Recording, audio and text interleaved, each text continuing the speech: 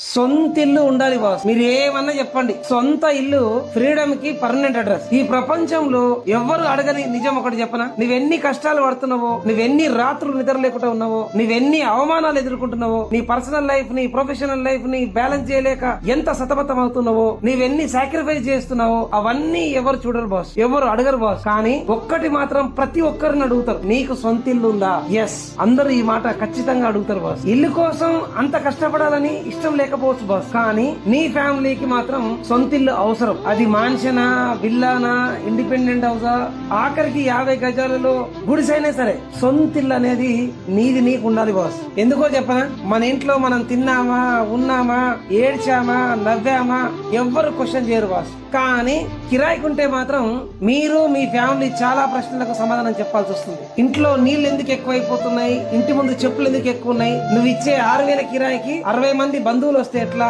మీ parents మీ దగ్గర ఇంకెన్ని రోజులు ఉంటారు? ఇలాంటి ప్రశ్నలతో నీ జీవితమే ఒక క్వశ్చన్ పేపర్ అవుతుంది బాస్. దేశానికి స్వాతంత్రం వచ్చి ఎన్ని సంవత్సరాలైనా నీకు నీ ఫ్యామిలీకు సొంతిల్లు లేకపోతే ఫ్రీడమ్ లేనట్లే బాస్. నీ ఫ్యామిలీకి కూడా అడగాలనే ఉంది మన సొంతిల్లు ఎప్పుడని, కానీ వారికి నీ కష్టాలను చూసి మీ మీదున్న ప్రేమ అడ్డొస్తుంది. నిజంగా నీ ఫ్యామిలీని ప్రాణం అనిపిస్తే ఆ ప్రాణానికి ఒక పర్మనెంట్ అడ్రస్ ఇవ్వండి బాస్, అదే సొంతిల్లు. సొంతిల్లు ఉండాలి బాస్. Thank you.